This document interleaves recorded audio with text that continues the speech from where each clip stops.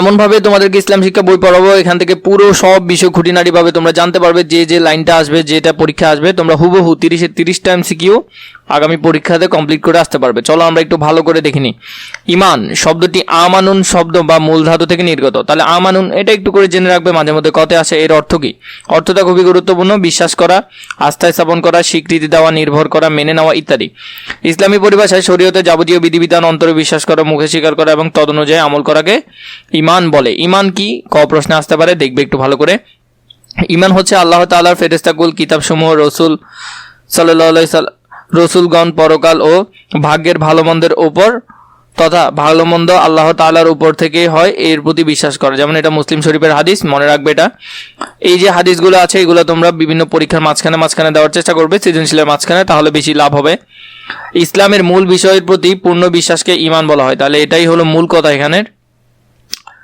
আমি ঈমান আনলাম আল্লাহর প্রতি, তার ফেরেশতাগণের প্রতি এবং কিতাবগুলোর প্রতি, তার রসুলগণের প্রতি, আখিরাতের প্রতি, তাকদীরের প্রতি, ভালো মন্দ আল্লাহ তাআলার নিকট থেকে হয় এবং মৃত্যু ও পুনরুত্থানের প্রতি। এইসব বিষয় ঈমান আনলে, এইসব বিষয় প্রতি স্বীকার করলে তখনই হবে। ঈমান অর্থ বিশ্বাস। ঈমানের মূল বিষয়গুলোর প্রতি আন্তরিক বিশ্বাস, মৌখিক স্বীকৃতি ও তদনুযায়ী আমল করাকে ঈমান বলা হয়। ঈমান শব্দের অর্থটা আমরা জানলাম। 1 নম্বরে আল্লাহ তাআলার প্রতি বিশ্বাস করা। প্রথমেই আল্লাহর প্রতি বিশ্বাস রাখতে হবে। ঈমানের সর্বপ্রথম ও সর্বপ্রধান বিষয় হলো আল্লাহর প্রতি বিশ্বাস। 2 নম্বরে ফেরেশতাগণের প্রতি বিশ্বাস থাকতে হবে, যেমন তারা নূরের তৈরি, এই বিষয় সম্পর্কে বিশ্বাস রাখতে হবে। তারা নারীও নন, পুরুষও নন। 3 নম্বর আসমানি কিতাবের প্রতি। আসমানি কিতাবসমূহ আল্লাহ তাআলার বাণী। দুনিয়াতে সর্বমোট 104 খানা আসমানি কিতাব এসেছে। কত? 104 খানা। এরপরে সকল সৃষ্টির মধ্যে তারই সর্বোচ্চ মর্যাদা অধিকারী। তার মানে তারাই হলো কি? রসুল সাল্লাল্লাহু আলাইহি সাল্লামরাই হলো সৃষ্টির মধ্যে সবচেয়ে বেশি। এমনিতে সৃষ্টির মধ্যে মানুষ সবচেয়ে বেশি মর্যাদার অধিকারী, তার মধ্যে রসুল তারা হলেন আরও বেশি মর্যাদার অধিকারী। আখিরাত হলো পরকাল, আখিরাত জীবনের চিরস্থায়ী, মানে সেখানে আমাদের আজীবন থাকতে হবে, এর প্রতি বিশ্বাস রাখতে হবে। তাকদীরের প্রতি। তাকদীর অর্থ হলো নির্ধারিত পরিমাণ, ভাগ্য বা নিয়তি। আল্লাহ তাআলা মানুষের তাকদীরের নিয়ন্ত্রক। আল্লাহ তাআলা এগুলো কি করেন? নিয়ন্ত্রণ করেন। সাথে মৃত্যুর পর পুনরুত্থান। মৃত্যুর সাথে সাথেই মানুষের জীবন শেষ হয় না, বরং মানব জীবনের 2 ভাগে বিভক্ত। তাহলে আমাদেরকে বিশ্বাস করতে হবে আমরা মানব জীবন আমাদের 2 ভাগে বিভক্ত, ইহকাল এবং পরকাল। ইহকাল হলো দুনিয়ার জীবন আর পরকাল হলো মৃত্যুর পরবর্তী জীবন। এই বিষয় সম্পর্কে আমাদের বিশ্বাস রাখতে হবে। এরপর টপিক 6 নম্বর কুফর। কুফর শব্দের অর্থ, আবিধানিক অর্থ হলো অস্বীকার করা, অবিশ্বাস করা, ঢেকে রাখা, গোপন করা, অকৃতজ্ঞতা প্রকাশ করা, অবাধ্য হওয়া। এটা হলো কুফরের অর্থ। কুফরের অর্থটা মনে রাখবে, এটা দিয়ে উদ্দীপক হতে পারে। কুফর দিয়ে উদ্দীপক হওয়ার সম্ভাবনা বেশি। ইসলামী পরিভাষায় আল্লাহ তাআলার মনোনীত দিন ইসলামের মৌলিক বিষয়গুলোর কোনো একটার প্রতি অবিশ্বাস করাকে কুফর বলা হয়। কুফর হলো ঈমানের বিপরীত। তাহলে এটা হলো কি? ঈমানের বিপরীত। ইসলামের মৌলিক বিষয়গুলোর বিশ্বাসের নামই হলো ঈমান। ইসলামের মৌলিক বিষয়গুলোর বিশ্বাস করাকে ঈমান বলে, আর এইসব বিশ্বাসের অবিশ্বাস করা কুফর। তাহলে ঈমানের বিপরীত হলো কুফর। ঈমানের বিপরীত হলো কি? কুফর। কাফির। কাফির কাকে বলা হবে? এটা নিয়ে উদ্দীপক আসতে পারে। যে ব্যক্তি কুফরে লিপ্ত থাকে তাকে কাফির বলা হয়। অর্থাৎ কোনো ব্যক্তি যদি ইসলামের কোনো মৌলিক বিষয় অবিশ্বাস করে তখন তাকে কাফির বলা হয়। যদি ইসলামের কোনো একটা বিষয় সে অবিশ্বাস করে তাহলে তাকে কি বলবে? কাফির বলা হয়। কাফির অর্থ হলো অবিশ্বাসী, অস্বীকারী। মানুষ নানানভাবে কাফির বা অবিশ্বাসী হতে পারে। প্রথমটা থেকে আমরা জানতে পারি, কেউ যদি বলে আল্লাহ নেই এরকম কথা বলে তাহলে সে কাফির হয়ে যাবে। আল্লাহ তাআলা গুণবলীকে অস্বীকার করলে, মানে আল্লাহ কিছু সৃষ্টি করতে পারেন বা রিজিক দাতা না মানা, এগুলা করলে কি হয়ে যাবে? কাফির হয়ে যাবে। যেমন সালাত, সাওম, এইসব বিষয়ের প্রতি বা ফেরেশতাদের প্রতি যদি অস্বীকার করে তাহলে কাফির হয়ে যাবে। হালালকে হারাম মনে করা, তাহলে হালালকে কেউ যদি হারাম মনে করে তাহলে সেটা কাফির হয়ে যাবে। হারামকে আবার হালাল মনে করা, যেমন মদ, জুয়া, এগুলাকে হালাল মনে করা। ইচ্ছাকৃত কাফিরদের শ্রেষ্ঠ মনে করে তাদের অনুকরণ বা তাদের ধর্মীয় চিহ্ন ব্যবহার করা। যেমন আমরা যদি কোনো ধরনের কাফের, একেবারে যেই হবে হোক, খেলোয়াড় হোক, যেই হবে হোক, আমরা যদি তাদের অনুকরণ করি বা তাদের কোনো ধরনের ধর্মীয় চিহ্ন আমরা নিজের গায়ের মধ্যে রাখি তাহলে আমরা কাফের হয়ে যাব। ইসলামের গুরুত্বপূর্ণ কোনো বিষয় নিয়ে ঠাট্টা বিদ্রুপ করা যাবে না। কাফেরের পরিণতি ও কুফল। মানব জীবনে কুফরের পরিণতি অত্যন্ত ভয়ানক। এরপরে হলো যে অবাধ্যতা ও অকৃতজ্ঞতা। কুফর মানুষের মধ্যে অবাধ্যতা ও কৃতজ্ঞতার জন্ম দেয়। খ নম্বর পাপাচার বৃদ্ধি। কাফির ব্যক্তি আল্লাহ তাআলার পরকাল, হাসর, মিজান, জান্নাত, জাহান্নাম ইত্যাদিতে অবিশ্বাস করে। হতাশা। কাফির ব্যক্তিরা বেশিরভাগ সময় হতাশায় ভোগে। অনৈতিকতার প্রসার। কুফর সমাজে অনৈতিকতার প্রসার ঘটায়। এই লাইনটা মনে রাখতে হবে। আল্লাহ তাআলার অসন্তুষ্টি, অনন্তকালের শাস্তি তারা ভোগ করবে। আর যারা কুফরি করবে এবং আমার নির্দেশগুলোকে অস্বীকার করবে তারাই জাহান্নামের অধিবাসী, সেখানে তারা চিরদিন থাকবে। সূরা আল বাকারা আয়াত 39। তারপরে 7 নম্বর টপিক, শিরক। শিরক শব্দের অর্থ হলো অংশীদার সাব্যস্ত করা, একাধিক স্রষ্টা বা উপাস্য বিশ্বাস করা। ইসলামী পরিভাষায় মহান আল্লাহ তাআলার সাথে কোনো ব্যক্তি বা বস্তুকে শরীক করা কিংবা তার সমতুল্য মনে করাকে শিরক বলা হয়। তাহলে শিরক হলো আল্লাহ তাআলার সমকক্ষ আমরা কোনো কিছু মনে করাকে কি হবে? শিরক বলবে। যে ব্যক্তি শিরক করবে তাকে মুশরিক বলা হয়, শিরককারীকে মুশরিক বলা হয়। শিরক হলো তাওহীদের বিপরীত। শিরক হলো কিসের বিপরীত? তাওহীদের বিপরীত। আল্লাহ তাআলা স্বয়ং শিরককে ধারণা ও খণ্ড করেছেন। বলুন হে নবী, তিনি আল্লাহ এক ও দ্বিতীয়। সূরা আল ইখলাস আয়াত 1। অন্যত্র আল্লাহ তাআলা বলেন কোনো কিছুই তার সদৃশ্য নয়। সূরা আশ-শুরা আয়াত 11। এরপর হলো যদি সেখানে আসমান ও জমিনে আল্লাহ ব্যতীত কোনো ইলাহ থাকতো তবে উভয় ধ্বংস হয়ে যেত। সূরা আল আম্বিয়া আয়াত 22। এরপরে এটা খুবই বেশি গুরুত্বপূর্ণ, এই অংশটা খুব বেশি গুরুত্বপূর্ণ। আল্লাহ তাআলার সাথে কাউকে অংশীদার করা নিঃসন্দেহে শিরক এবং জঘন্য অপরাধ। আল্লাহ তাআলার সত্তা ও অস্তিত্বে শিরক, যেমন ঈসা আলাইহিস সালামকে আল্লাহর পুত্র মনে করা, এটা উচ্চতর দক্ষতা আসতে পারে। যেমন এটা করলে কি হবে? শিরক হবে। আমরা যদি ঈসা আলাইহিস সালামকে আল্লাহর পুত্র মনে করি এটা শিরক হয়ে যাবে। আল্লাহ তাআলার গুণবলিতে শিরক করা, মানে আল্লাহ তাআলার কোনো গুণ নেই, আল্লাহ তাআলার পাশাপাশি অন্য কাউকে সৃষ্টিকর্তা বা রিজিকদাতা মনে করলে শিরক হয়ে যাবে। সৃষ্টি জগতের পরিচালনায় কাউকে আল্লাহর অংশীদারে বানানো, যেমন ফেরেশতাগণদের বা জগৎ পরিচালনা করে এরকম হিসেবে যদি চিহ্নিত করে তাহলে। এরপরে হলো ইবাদতের ক্ষেত্রে আল্লাহ তাআলার সাথে কাউকে শরীক করলে শিরক হয়ে যাবে। আল্লাহ ব্যতীত কাউকে সিজদা বা কারো নামে পশু জবাই করা যাবে না। শিরক অত্যন্ত জঘন্য অপরাধ। পৃথিবীর সকল প্রকার জুলুমের মধ্যে সবচেয়ে বড় হলো শিরক। নিশ্চয় শিরক চরম জুলুম। সূরা লোকমান আয়াত 13। নিশ্চয় আল্লাহ তাআলার সাথে শিরক করার অপরাধ ক্ষমা করেন না, যে কোনো পাপকে ইচ্ছা ক্ষমা করেন। আল্লাহ তাআলা কি করেন? এই শিরক ছাড়া অন্যান্য সব পাপকে ক্ষমা করেন। যে ব্যক্তি আল্লাহর সাথে শিরক করবে আল্লাহ তার জন্য অবশ্যই জান্নাত হারাম করে দেবে এবং তার আবাস হবে জাহান্নাম। সূরা আল মাদিয়া আয়াত 72। প্রকৃতপক্ষে শিরক ক্ষমার অযোগ্য অপরাধ। তাহলে শিরক হলো কি? ক্ষমার অযোগ্য অপরাধ। 8 নম্বর পার্ট, নিফাক। নিফাক শব্দের আবিধানিক অর্থ হলো ভণ্ডামি, কপটতা, দ্বিমুখী ভাব, ধোঁকাবাজি, প্রতারণা ইত্যাদি। এর ব্যবহারিক অর্থ হলো অন্তরে একরকম ভাব রেখে বাইরে বিপরীত অবস্থা প্রকাশ করা। তাহলে এগুলো হলো নিফাক, মানে অন্তরের ভিতর একরকম বাইরে আরেক রকম, অর্থাৎ অন্তরের বিরোধিতা গোপনে রেখে বাইরের আনুগত্য প্রদর্শন করা। ইসলামী শরীয়তের পরিভাষায় অন্তরে কুফর ও অবাধ্য গোপন করে মুখে ইসলাম স্বীকার করার নামই হলো নিফাক। এরূপ কাজ করে তাকে বলা হয় মুনাফিক। যারা এরূপ কাজ করে তাদেরকে বলা হয় মুনাফিক। মুনাফিকরা অন্তরের দিক থেকে কাফির ও অবাধ্য। মুনাফিকের চিহ্ন 3টি। এটা খুবই বেশি বেশি বেশি গুরুত্বপূর্ণ, এমসিকিউর জন্য ভালো করে দেখবে। যখন কথা বলে মিথ্যা বলে, যখন ওয়াদা করে তা ভঙ্গ করে, আর যখন কোনো কিছু তার নিকট আমানত রাখা হয় তখন তার খেয়ানত করে। মানুষের চরিত্র ও নৈতিকতা ধ্বংস করে দেয়। আর আল্লাহ সাক্ষ্য দিয়েছেন যে মুনাফিকরা নিঃসন্দেহে মিথ্যাবাদী। সূরা আল মুনাফিকুন আয়াত 1। বরং সন্দেহ ও ঘৃণার চোখে দেখে। এরপরে হলো সমাজের মানুষের নিকট তারা অপমানিত ও লাঞ্ছিত হয়ে জীবন কাটায়। ইসলাম ও মুসলমানদের জন্য মুনাফিকরা খুবই ক্ষতিকর। তারা ইসলাম ও মুসলমানগণের সাথে থেকে আল্লাহ তাআলার অবাধ্য ছিল। নিশ্চয়ই মুনাফিকরা জাহান্নামের সর্বনিম্ন স্তরে থাকবে। সূরা আন-নিসা আয়াত 145। পরবর্তীতে পার্ট 9, রিসালাত। রিসালাত শব্দের আবিধানিক অর্থ হলো বার্তা, চিঠি পৌঁছানো, পয়গাম, সংবাদ বা কোনো ভালো কাজের দায়িত্ব বহন করা। ইসলামী পরিভাষায় মহান আল্লাহ তাআলার পবিত্র বাণী মানুষের নিকট পৌঁছে দেওয়ার দায়িত্বকে রিসালাত বলা হয়। আর যিনি এই দায়িত্ব পালন করেন তাকে বলা হয় রসুল। তাহলে যিনি রিসালাতের দায়িত্ব পালন করেন তাকে বলে রসুল। রসুল শব্দের বহুবচন হলো রুসুল। এই শব্দটা একটু ভালো করে দেখবে, এটা পরীক্ষা আসে। ইসলামী জীবন আদর্শে রিসালাতের বিশ্বাস স্থাপন করা অপরিহার্য। ইসলামের মূল বাণী কালিমা তাইয়্যিবা এই বিষয়টি সুন্দরভাবে বিস্তৃত করে হয়েছে। এ কালিমার প্রথম অংশ লা ইলাহা ইল্লাল্লাহু অর্থাৎ আল্লাহ ব্যতীত কোনো মাবুদ নেই দ্বারা তাওহীদের ঘোষণা দেওয়া হয়।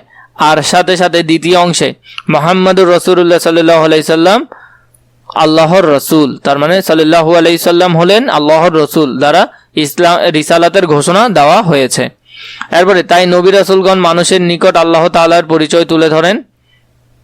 হযরত মুহাম্মদ সাল্লাল্লাহু আলাইহি সাল্লাম না আসলে নবী ও রাসূলদের সম্পর্কে আর কোনো কিছু জানতে পারতাম না, এমনকি আল্লাহ তাআলার সত্তা ও সিফাতের পরিচয় লাভ করতে পারতাম না। এরপরে হলো নবী রাসূলদের প্রেরণের উদ্দেশ্য কি ছিল। তারা নবুয়ত ও রিসালাতের দায়িত্ব পালন করেছেন। নবুয়ত ও রিসালাতের দায়িত্ব পালনের জন্য তাদের বেশ কিছু কাজ করতে হতো। এর মধ্যে উল্লেখযোগ্য কিছু কাজ হলো তারা মানুষের নিকট আল্লাহ তাআলার পরিচয় তুলে ধরে, অর্থাৎ আল্লাহ তাআলার জাত, সিফাত, ক্ষমতা, নিয়ামত ইত্যাদি বিষয় সম্পর্কে মানুষের নিকট প্রকাশ করে। এই বিষয়টা তোমাদের ঘ প্রশ্নে আসতে পারে। ঘ প্রশ্নের জন্য খুবই গুরুত্বপূর্ণ পরকাল সম্পর্কে ধারণা। নবী রাসূলদের গুণবলী। নবী রাসূলরা ছিলেন আল্লাহ তাআলার মনোনীত বান্দা, স্বয়ং তাদের নবুয়ত ও রিসালাতের দায়িত্ব পালনের জন্য নির্বাচিত করেছেন। আল্লাহ তাআলা ফেরেশতাগণদের মধ্যে এবং মানুষদের মধ্যে থেকে রসুল মনোনীত করেন। আল্লাহ তো সর্বস্রষ্টা ও সম্যক দ্রষ্টা। সূরা আল হজ আয়াত ৭৫। একনিষ্ঠভাবে আল্লাহ তাআলার উপর প্রতি বিশ্বাস রাখা। তারা সব ধরনের পাপ পঙ্কিলতা থেকে পবিত্র ছিলেন। স্বয়ং আল্লাহ তাআলা তাদের সকল প্রকার অন্যায় ও অশ্লীলতা থেকে বাঁচিয়ে রাখতেন। হযরত ইউসুফ আলাইহিস সালাম ছিলেন একজন প্রসিদ্ধ নবী। তার সম্পর্কে আল্লাহ তাআলা বলেন, আমি তাকে মন্দ কাজ ও অশ্লীলতা থেকে বিরত রাখার জন্য এভাবে নির্দেশ দিয়েছিলাম। সে তো ছিল আমার বিশুদ্ধ চিত্ত বান্দাদের অন্তর্ভুক্ত। সূরা ইউসুফ আয়াত ২৪। দয়া, ক্ষমা, ধৈর্য ইত্যাদি সব ধরনের মানবিক গুণ তাদের চরিত্রে বিদ্যমান ছিল।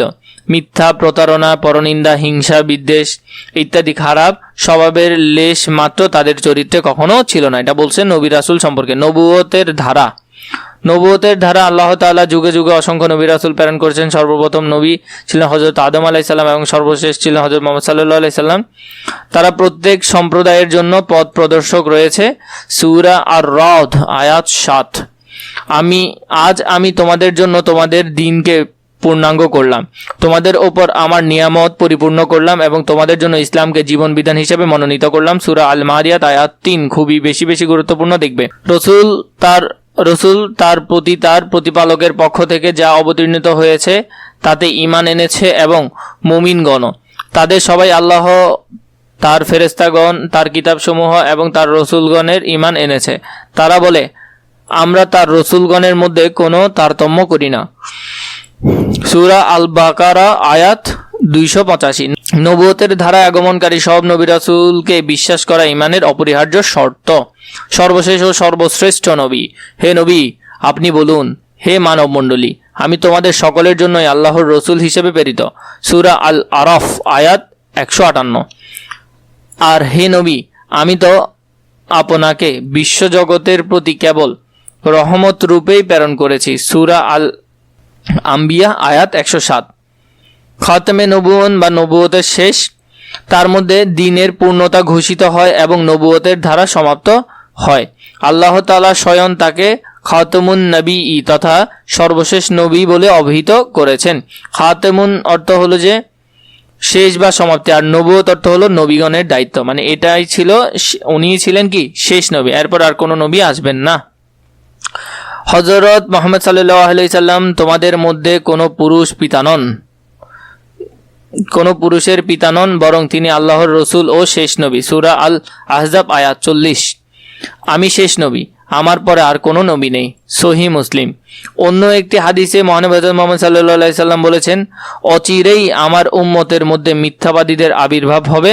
তারা প্রত্যেকেই নবী হওয়ার দাবি করবে, অথচ আমিই সর্বশেষ নবী, আমার পর আর কোনো নবী আসবে না। আবু দাউদ। পার্ট ১৩, আখিরাত। আখিরাত অর্থ পরকাল। মানুষের মৃত্যু পরবর্তী জীবনকে আখিরাত বলা হয়। আর তারা মুত্তাকিনগণ আখিরাতের দৃঢ় বিশ্বাস রাখে। সূরা আল বাকারা আয়াত ৪। আর কেউ আল্লাহ, তার ফেরেশতাগণ ও তার কিতাবসমূহ, তার রসুলগণ ও আখিরাতের দিবসের প্রতি অবিশ্বাস করলে সে তো ভীষণভাবে পথভ্রষ্ট হয়ে পড়বে।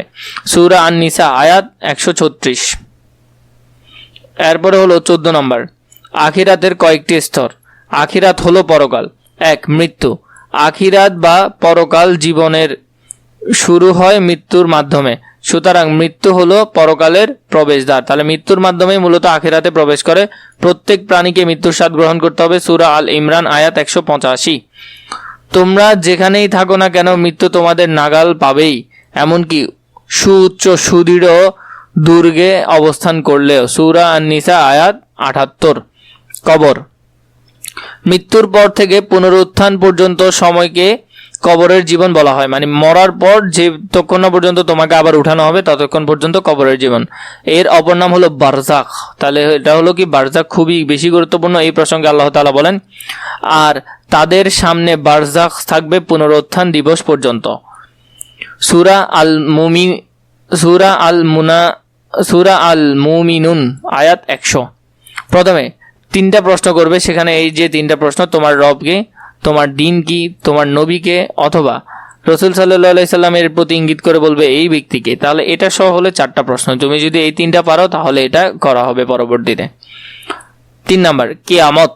আকাইদ শাস্ত্রে কিয়ামত বলতে 2টি অবস্থানকে বোঝানো হয়। কিয়ামত অর্থ হলো মহাপ্রলয়। সকল মানুষ গুমরাহি ও নফরমানিতে লিপ্ত হয়ে পড়বে। তার নির্দেশে হযরত ইসরাফিল আলাইহিস সালাম সিংহায় ফু দেবে, ফলে চন্দ্র সূর্য ও তারকারাজি খসে পড়বে। পাহাড় পর্বত তুলার ন্যায় উপরে উঠতে থাকবে। ভূগর্ভস্থ সব কিছু বের হয়ে যাবে। সকল প্রাণী মৃত্যুবরণ করবে এবং গোটা পৃথিবী ধ্বংস হয়ে যাবে। কিয়ামতের অন্য অর্থ দাঁড়ানো। কিয়ামত, একে ইয়ামুল বা আস বা পুনরুত্থান দিবস বলা হয়। এটা খুবই গুরুত্বপূর্ণ, এটা ভালো করে দেখবে। আর সিংহায় ফু দেওয়া হবে, ফলে যাদের আল্লাহ ইচ্ছা করবে তাদের ব্যতীত আকাশমণ্ডলী ও পৃথিবীর সকল মুছরিত হয়ে যাবে। অতঃপর আবার সিংহায় ফু দেওয়া হবে, তখনই তারা দণ্ডায়মান হয়ে তাকাতে থাকবে। সূরা আজ-জুমার আয়াত 68। হাসর হলো মহাসমাবেশ। এই ময়দানে বিশাল ও সুবিন্যস্ত পৃথিবীর প্রথম থেকে শেষ পর্যন্ত সকল মানুষই সেই দিন এই মাঠে একত্রিত হবে। মানুষের এই মহাসমাবেশই হাসর বলা হয়। হাসর ময়দান হলো হিসাব নিকাশের দিন, জবাবদিহির দিন। তিনি আল্লাহ বিচার দিবসের মালিক। সূরা আল ফাতিহা আয়াত 3। সেই দিন আল্লাহ তাআলা আরশের ছায়া ব্যতীত আর কোনো ছায়া থাকবে না। মিজান। 5 নাম্বার, মিজান অর্থ হলো পরিমাপক যন্ত্র বা দাঁড়িপাল্লা। হাসরের ময়দানে মানুষের আমলনামা সমূহ ওজন করার জন্য আল্লাহ তাআলা যে পাল্লা প্রতিষ্ঠা করবে তার নামই মিজান। আর আমি কিয়ামতের দিন ন্যায় বিচারের মানদণ্ড স্থাপন করব। সূরা আল আম্বিয়া আয়াত 47। 6 নম্বর, সিরাত এর শাব্দিক অর্থ হলো পথ, রাস্তা, পুল, সেতু ইত্যাদি। ইসলামী শরীয়তের ভাষায় সিরাত হলো হাসরের ময়দান হতে জান্নাত পর্যন্ত জাহান্নামের উপর দিয়ে চলমান একটি উড়াল সেতু। এটা তিরমিজি থেকে এসেছে। সিরাত সম্পর্কে পবিত্র কোরআনে মহান আল্লাহ তাআলা বলেন, এবং তোমাদের প্রত্যেকেই তা অতিক্রম করবে। এটা তোমাদের প্রতিপালকের অনিবার্য সিদ্ধান্ত। সূরা মারইয়াম আয়াত 71। জাহান্নামের উপর সিরাত স্থাপিত হবে। মুসনাদে আহমদ। সিরাত হলো অন্ধকার পুল। 6 নম্বর, শাফায়েত শব্দের অর্থ সুপারিশ করা, অনুরোধ করা ইত্যাদি। ইসলামী শরীয়তের পরিভাষায় কল্যাণ ও ক্ষমার জন্য আল্লাহ তাআলার নিকট নবী রাসূল ও নেক বান্দাগণের সুপারিশ করাকে শাফায়েত বলা হয়। হযরত আদম আলাইহিস সালাম, হযরত নূহ আলাইহিস সালাম, হযরত ইব্রাহিম আলাইহিস সালাম, হযরত মূসা আলাইহিস সালাম, ঈসা আলাইহিস সালাম এর নিকট উপস্থিত হয়ে হিসাব নিকাশে শুরু করার জন্য আল্লাহর নিকট শাফায়েত করতে বা অনুরোধ করবে। তারা সকলেই অপরাগত প্রকাশ করবে। এই অবস্থায় সকল মানুষ মহানবী মুহাম্মদ সাল্লাল্লাহু আলাইহি সাল্লাম এর নিকট উপস্থিত হবে। তখন মহানবী মুহাম্মদ সাল্লাল্লাহু আলাইহি সাল্লাম আল্লাহ তাআলার নিকট সুপারিশ করবেন। অন্যভাবে কিয়ামতের দিন পাপীদের ক্ষমা ও পুণ্যবানদের মর্যাদা বৃদ্ধির জন্য শাফায়েত করা হবে। নবী রাসূলগণ, ফেরেশতা, শাহাদাত, আলেম, হাফেজ ও শাফায়েতের সুযোগ পাবেন। আমাকে শাফায়েত করার অধিকার দেওয়া হয়েছে। সূরা বুখারী, মুসলিম।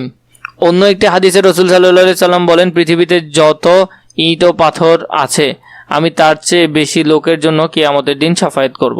অর্থ উদ্যান, বাগান, শুভ সুশোভিত কানন।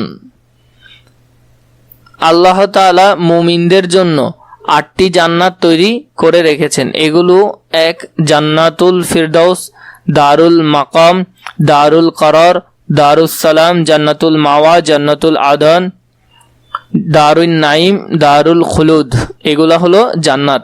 আর যে ব্যক্তি সক্রিয় প্রতিপালকের সম্মুখে উপস্থিত হওয়ার ভয় রাখে এবং কুপ্রবৃত্তি থেকে, এরপর হলো জাহান্নাম। জাহান্নাম হলো শাস্তির স্থান। জাহান্নামকে নর বা আগুন বলা হয়, নর বা আগুন। এটা একটু মনে রাখবে। তোমাদের এই পৃথিবীর আগুন জাহান্নামের আগুনের 70 ভাগের 1 ভাগ মাত্র। তাহলে আমরা পৃথিবীতে যে আগুন দেখি সেটা জাহান্নামের 70 ভাগের 1 ভাগ মাত্র। পাপীদের জন্য জাহান্নাম 60টি দোজখ তৈরি করা হয়েছে, 60টি। এক হলো জাহান্নাম, হাবিয়া, জাহিম, সাকার, সাইর, হুতামাহ, লাজা। এগুলো হলো জাহান্নামের নাম। অনন্তর যে সীমা লঙ্ঘন করে এবং দুনিয়ার জীবনকে প্রাধান্য দেয়, জাহান্নামই হবে তার আবাস। সূরা আন নাজিয়াত আয়াত 37-39। এভাবে করে তোমাদের যদি অন্যান্য অধ্যায়গুলো প্রয়োজন হয় নিশ্চয়ই আমাকে কমেন্ট করে জানাবে, আমি তোমাদের জন্য সেগুলো ধারাবাহিকভাবে রেডি করবো ইনশাআল্লাহ।